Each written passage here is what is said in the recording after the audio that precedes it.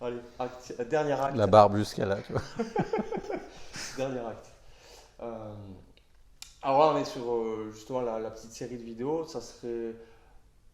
Voilà, moi je m'intéresse, ça fait 8 ans que je m'intéresse à voir l'environnement sous l'angle électromagnétique, magnétique, énergétique. Et c'est vrai que ça développe une vision complémentaire de la nature, je trouve enrichissante. En fait, on a un filtre supplémentaire de compréhension de la nature. Par exemple, voir que la sève qui monte dans les arbres, c'est aussi grâce à la montée d'électrons qui favorise l'électroosmose. Voir que le champ magnétique terrestre, il interagit avec la vie. La vie peut s'en servir aussi pour s'orienter, pour se déplacer, les oiseaux migrateurs par exemple. Voir que dans la nature il y a des polarités, voir qu'il y a des ondes qui sont très bénéfiques pour le vivant, les ondes Schumann émises par les éclairs, etc. Donc cette vision nous apporte, comme je le disais, un filtre complémentaire de la nature. Et ma question, ça serait, j'ai un peu introduit, mais toi, qu'est-ce que ça t'apporte en fait d'avoir cette vision énergétique, électromagnétique, magnétique, et qu'est-ce que ça a amené dans ton évolution en fait de t'intéresser à ça? Euh, Alors pour moi, déjà historiquement parlant, ça a été l'antidote en fait à une société ultra matérialiste en fait. ouais, Ça a été une réaction où je me suis pas retrouvé en fait dans la matière, où on spécule uniquement sur une médecine qui est atomiste en fait. ouais, Voilà, et pour moi, la matière, en fait, c'est le transformer, mais c'est pas lié à la transformation. Et quand tu pars dans le monde des énergies et que tu viens mesurer un pH, une fonction magnétique, le redox, une fonction électrique, la conductivité, le paramagnétisme, l'émission photonique des plantes, etc., c'est le précurseur de la matière, si tu veux, quoi. Donc on vient mesurer différents champs électromagnétiques qui sont informatifs. Et ça, en fait, tu auras toujours de l'avance par rapport aux transformés, si tu veux. Donc on est toujours dans une lecture d'anticipation. C'est ça qui m'a plu, en fait, dans cette démarche. C'est qu'en fait, c'est comment mettre en place une stratégie au travers des énergies qui soit préventive, et tu ne peux pas le faire avec la matière. Ça ne fonctionne pas, en fait. Parce que tu amènes du transformé qui ne peut pas nécessiter forcément une grande transformation. Donc le transformé, c'est mort. C'est comme quand tu fais un pot et tu peins une toile. En fait, ce qui est intéressant, c'est tout ce moment où tu vas peindre ta toile, où tu vas façonner le pot. Une fois que le pot est façonné, c'est fini. Tu vois ce que je veux dire? Donc en fait, c'est ça. C'est dans cette notion d'anticipation, une plante, en fait, Olivier Husson le dit, tout est redox.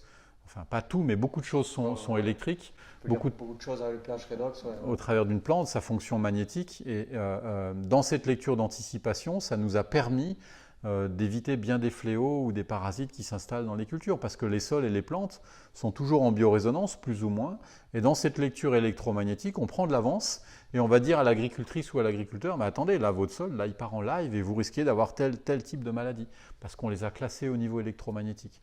Donc c'est toute cette caractéristique qui permet la compréhension du vivant, c'est de spéculer non pas, comme je l'ai dit, sur le transformé, mais sur la transformation. Et la transformation, c'est la vie, c'est l'énergie, en fait. Voilà. C'est compliqué, c'est comme quand tu as un poste de télévision, même si tu couples des câbles dans le poste de télévision, tu ne pourras pas expliquer véritablement ce qu'est un poste de télévision en dehors de la fréquence qui vient le nourrir au travers de l'image, Mhm. etc. Tu vois, tu ne peux pas expliquer l'image au travers du mode de fonctionnement électronique de la télé. Tu vois, Mhm. c'est exogène, ça vient de Ouais, ouais. l'extérieur, c'est des fréquences qui viennent de plus loin, etc. Donc nous sommes de véritables postes radio, si tu veux, et on est sur des champs d'émission-réception. Et on vient créer des champs informatifs dans l'atmosphère, les plantes les réceptionnent, les humains les réceptionnent. Ça serait dommageable d'ignorer ça, ça serait se piéger dans un monde qui a été pendant pratiquement plus d'un siècle ultra matérialiste et qui nous a fourvoyés, si tu veux, dans une science qui défend un dôme qui est complètement obsolète maintenant. Donc c'est ouvrir des perspectives d'avenir et la compréhension des énergies, ça va nous permettre d'aller très très loin en termes d'agriculture. L'homéopathie en fait partie, la spagyrie en font partie, l'isothérapie, enfin toutes ces méthodes agraires où on est sur la fréquence ou la mémoire, et il y a des protocoles d'expérimentation qui confirment les résultats. Mhm. Nous, on y participe grandement.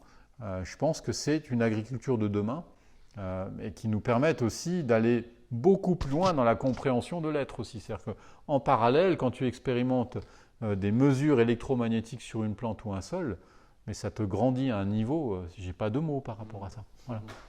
Ouais, c'est vrai que parfois on peut être pris pour des fous de s'intéresser aux ondes électromagnétiques, aux champs magnétiques, aux énergies dans la nature, dans l'agriculture, parce que c'est vrai que c'est peu étudié en fait. Il n'y a pas grand monde qui parle de ça, on n'apprend pas ça forcément à l'école, et donc c'est différent, et parfois on n'est pas compris tout simplement par les personnes qui ne s'intéressent pas à ça.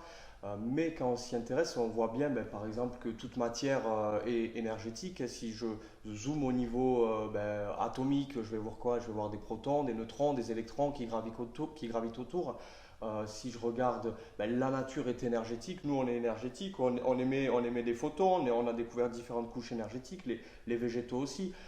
Et de s'intéresser à ça, moi c'est ce que je pense, c'est que ça nous offre les grilles de lecture supplémentaires qui vont nous permettre d'ajuster, de trouver les problématiques et d'apporter les solutions. Par exemple, tu parlais d'Olivier Husson tout à l'heure, avec la bioélectronique. Ben là, récemment, ils font beaucoup de recherches là-dessus, tout un tas d'ingénieurs agronomes. J'ai vu ça avec le réseau vert de terre On a production à été Paysage sollicité, Marciac, oui. ils t'ont sollicité aussi, à Paysage Marciac la semaine dernière. Ils ont travaillé sur les travaux de Gérard Ducerf, où avec les plantes bioindicatrices, ils sont en train de mettre en place pour les plantes bioindicatrices, telle plante bioindicatrice indique un redox à temps, un pH à temps, et du coup, maintenant, on va arriver à des grilles de lecture pH redox grâce aux plantes bioindicatrices sur les parcelles de culture. Et par exemple, il disait que s'ils veulent mettre en place un semis direct sous couvert, mais il y a telle plante qui est problématique, telle adventice qui est problématique, ils vont semer une adventice pH redox qui se rapproche de celle qui pousse spontanément pour la remplacer entre guillemets. Donc effectivement, on voit aussi apparaître ces outils de mesure dans l'agriculture du semi-direct sous couvert aussi. Ouais. Merveilleux. Oui, cool, ouais. Après, la plante, elle est diamagnétique, elle est paramagnétique, elle est liée à son environnement au niveau électromagnétique. C'est le phénomène de biorésonance. Alors déjà, d'une part, il faut pas mélanger un plant de tomate ou un plant en maraîchage et un arbre. Un arbre est bien plus diamagnétique que paramagnétique. Hein, je le disais, c'est un empilement de cellules mortes en fait, avec très peu de masse dynamique qui permettent de faire circuler la sève. Donc voilà, il faut bien comprendre ça. Donc il y a vraiment un jeu dipôle. Il y a un dipôle sur un arbre, ce qui n'est pas forcément le cas sur un plant de tomate qui est profondément paramagnétique en fait. Et il va chercher son dipôle dans le sol, c'est-à-dire que lui, il va chercher du dia dans le sol en fait, quoi. Et puis dans l'atmosphère aussi.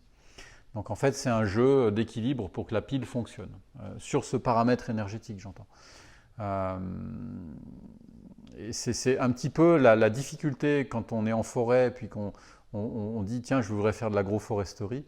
Ça me bouleverse un petit peu parce que quand on vient mettre du broyage de branches pour dire tiens, je vais copier la forêt, bah, si tu mets en maraîchage du broyage de bois qui est profondément diamagnétique, tu vas épuiser ton sol en fait. Alors, sur 3 ans, tu auras un grand coup, j'ai eu ça en Corse, des grosses seuils de productivité, puis après plus rien en fait. Donc en fait, il faut spéculer sur le paramagnétique, donc c'est du jeune rameau de l'année, c'est des polyphénols mais qui sont pas polymérisés encore, ils ne sont pas en chaîne, les champignons adorent ça, mais ceux qui adorent ces phénols qui ne sont pas polymérisés, bah, c'est endo-ectomycorhize, et ça c'est paramagnétique en fait, c'est la vie. Voilà. Ouais, c'est mettre ce qu'on dit le BRF, quoi, le bois raméal fragmenté, les rameaux de l'année qu'on va broyer et mettre sur le sol. Donc tu vois, on refait le lien avec les énergies. On amène de la matière, mais cette matière, elle peut être en totale inadéquation avec certaines énergies qui nourrissent le vivant. Et le vivant nourrit les énergies. En fait, c'est un cercle. Voilà, ça, c'est important de le comprendre. En fait, c'est pas les énergies et le vivant, quoi. C'est, tu vois, tout est lié. Mais c'est une nourriture principale. D'ailleurs, moi, je l'ai montré en acupuncture. Ce sont des paramètres électromagnétiques. Il y a des chercheuses et chercheurs qui ont vu ça, qui sont venus me visiter régulièrement. Pendant 4 ans, j'ai maintenu des plantes en serre et au labo, sans arrosage, sans nourriture, dans des pots. La terre était aussi dure que la table, simplement avec 2 aiguilles d'acupuncture pour montrer que la nourriture principale d'une plante est électromagnétique. Tu peux amener l'azote, l'eau, que tu veux, ça c'est presque, je vais être provocateur, allez, j'ose, c'est presque pipeau, c'est pipeau. On a spéculé sur l'azote, on a dit qu'il fallait mettre de l'azote pour les plantes, mais qui a dit ça? Alors on dit que c'est Liebknecht, etc. Il ne l'a jamais dit en fait. Hein, c'est Walls, un industriel, qui l'a dit, donc ça n'a rien à voir. On a tordu les propos de ces chercheurs. Donc jamais on a dit véritablement scientifiquement qu'il fallait mettre de l'azote sur une plante. Et on sait maintenant que ce n'est pas fait pour la croissance. La nourriture principale et majoritaire d'une plante, elle est électromagnétique. Et quand on dit ça, bah, ça vient taper les égos, parce qu'on dit on ne l'a jamais appris à l'école. Alors posez-vous la question, pourquoi vous ne l'avez pas appris à l'école? Moi, mes enseignants me le disaient. Hein. Ce que tu apprends maintenant à l'école, on était en 1985 et on y est toujours, c'est ce qu'on t'enseigne, ce qu'on t'enseignait sur le corps humain au Moyen-Âge. Donc on enseigne toujours le Moyen-Âge, c'est la question qu'il faut se poser. Pourquoi?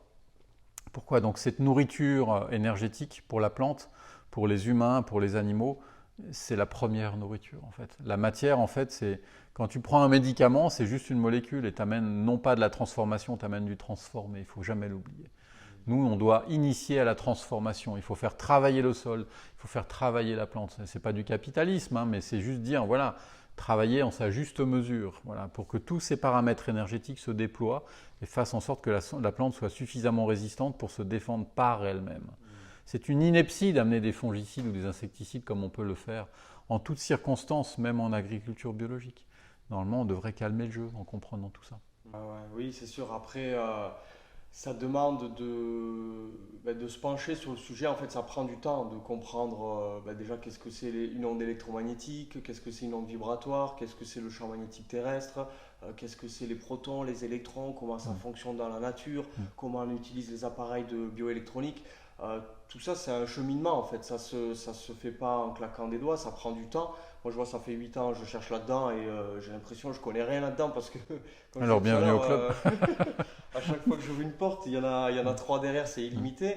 Et en même temps, c'est hyper nourrissant, enrichissant. Ça développe aussi la sensibilité de la nature, de voir sous cet angle, de ressentir aussi une plante. Moi, je vais jusque-là, jusqu'au ressenti. Par exemple, je travaille un peu avec des baguettes. Mais quand on travaille des baguettes, il y a un lien qui se crée avec la plante. C'est encore quelque chose de différent, mais intéressant aussi. Et voilà, donc ceux qui sont intéressés par le sujet, moi je pense qu'il faut, il faut beaucoup lire, il faut regarder des vidéos, il faut observer la nature. Et ça va être un cheminement qui va se faire petit à petit, voilà, où c'est pas en un an qu'on va faire tous les liens, quoi. Toi, ça fait combien d'années que tu cherches là-dedans? Ça fait... Depuis exactement 1990. Ah ouais. Voilà. Quand je suis né, quoi. Voilà. Ok, ouais. Bon, Et puis voilà, quand tu mets les pieds dans l'étrier, je veux dire, comme je l'ai dit tout à l'heure, cette vision atomiste, elle est très réductrice en fait. Voilà, on a vite fait le tour. Et on a vu où ça nous a mené. Hein. On a 96% des nappes en surface qui sont polluées, 63% en profondeur. Le ciel est saturé de molécules de synthèse chimique par coalescence. Il pleut des molécules de synthèse chimique. Voilà. Si c'est ça le progrès, moi j'ai toujours dit à mes enfants, le progrès c'est hier. C'est avoir cette capacité d'aller chercher ces anciens, ces femmes et ces hommes qui ont élaboré des recettes. Quelquefois, il n'y a même pas besoin de les améliorer. Moi j'ai retrouvé des recettes en Inde qui datent de 1000 ans après Jésus-Christ. Et que je suis en train de tester ici sous forme d'expérimentation, elles sont plus efficaces que n'importe quelle préparation commerciale, voilà, qu'on a comparée, si tu veux, quoi. Donc je me dis, le progrès, c'est hier, en fait. Ouais, avançons tous vers le progrès et le chemin est devant, quoi. Voilà. Bon, je pense qu'on va s'arrêter là parce qu'on a fait plein de vidéos, enfin on a fait quelques vidéos avant et Eric est pas mal occupé, il a des choses à faire aussi après. En tout cas, vraiment merci beaucoup pour m'avoir reçu, d'avoir tourné ces quelques vidéos et voilà, c'est super. Voilà. Merci à toi, Loïc. Merci. Au revoir.